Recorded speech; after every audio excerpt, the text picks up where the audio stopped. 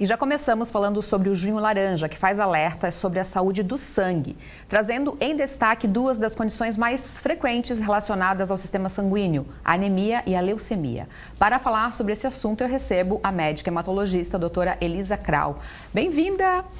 Muito boa tarde, doutora. Por que é tão importante? Quando a gente fala de doenças do sangue, são várias. A gente conhece, né, anemia muito desde a infância. Sim. E aí a leucemia. Mas são várias doenças. São várias doenças. E especificamente falando do Junho Laranja, né? A gente sabe que a anemia é uma situação muito comum e a anemia pode estar presente como diagnóstico inicial da leucemia. Então, as duas coisas não necessariamente são sinônimos. A leucemia é uma doença que acomete a medula óssea, né? Em que vai haver uma proliferação dos glóbulos brancos lá na nossa fábrica do sangue, e isso vai fazer com que vá ter falha na produção das células boas. Então, a gente vai começar a ter sintomas de anemia. Por isso que eu digo que não são sinônimos, porque a anemia pode ser por outros motivos. Mas aí eu posso ter isso, eu posso ter anemia, posso ter queda da defesa, posso ter queda da plaqueta, por conta da proliferação dessas células tumorais lá na nossa fábrica do sangue. Isso é a leucemia. Mas é mito ou verdade que a anemia pode se transformar numa leucemia? Depende. Eu sempre gosto de explicar que as duas coisas elas não são sinônimos. Quer dizer, a leucemia é um diagnóstico, é o diagnóstico da doença lá da medula e que leva a tudo isso. A anemia ela não é necessariamente o diagnóstico, quer dizer, a anemia é quando eu tenho a queda do glóbulo vermelho e isso vai levar a uma série de sintomas, fraqueza, cansaço, né? E aí dependendo da causa da anemia, eu vou direcionar o tratamento e a investigação. Então eu posso ter anemia porque está faltando ferro, por uma falha de alimentação, eu posso ter anemia porque está tendo um sangramento excessivo, no caso de mulher, por exemplo, em idade de menstruação, então você tem perdas e acaba levando a anemia, por deficiência de vitamina B12, por hemólise, quer dizer, eu tenho a fábrica boa, mas eu tenho uma quebra periférica. Então são diversos motivos que podem ser causa de anemia e um deles também pode ser por doenças que estão acometendo a medula. Aí eu posso ter um desencadeamento para uma leucemia futuramente. Mas nem toda anemia pode virar uma leucemia. A grande maioria, na verdade, não. Não é. Então, assim, aquela pessoa que tem sempre anemia tem que sempre estar cuidando, não quer dizer que vai ter uma leucemia. Não. Inclusive, as causas mais comuns de anemia não tem nada a ver com leucemia, né? As causas mais comuns são as carenciais, né? Que é o que eu falei, falta de ferro, vitamina B12, né? Entre outras patologias, doenças inflamatórias, insuficiência renal, outras causas, né? Você citou agora que a anemia, né, falou das mulheres que menstruam.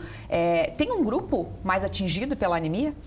Sim, é que na verdade vai depender justamente isso. Então, se eu pego o paciente mulher, jovem, idade reprodutiva, a gente vai ter como causa mais comum a anemia ferropriva.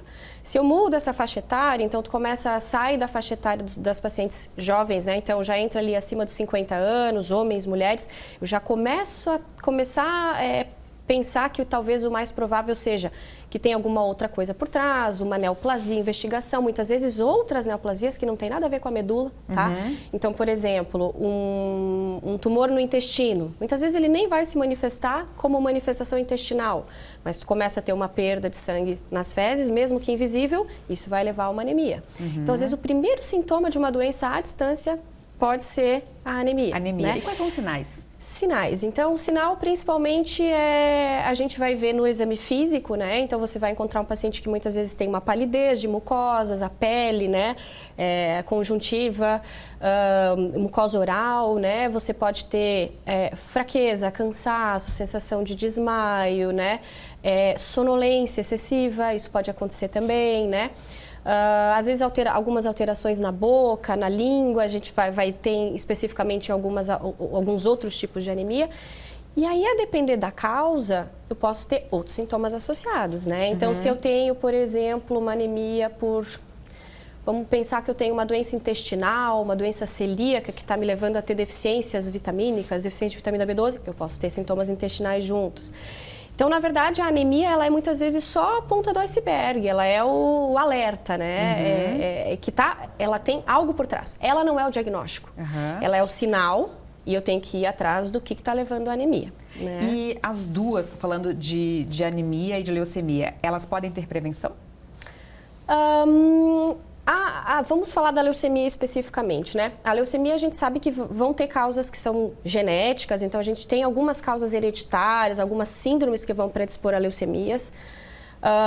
Vai ter a exposição, então quer dizer, pessoas que se expõem a benzeno, a produtos químicos, produtos tóxicos, solventes, ou pessoas que tiveram necessidade de fazer uma radioterapia, quimioterapia prévia, isso causa uma toxicidade na medula e em algum momento vai prevenir, vai talvez evoluir para uma leucemia, né?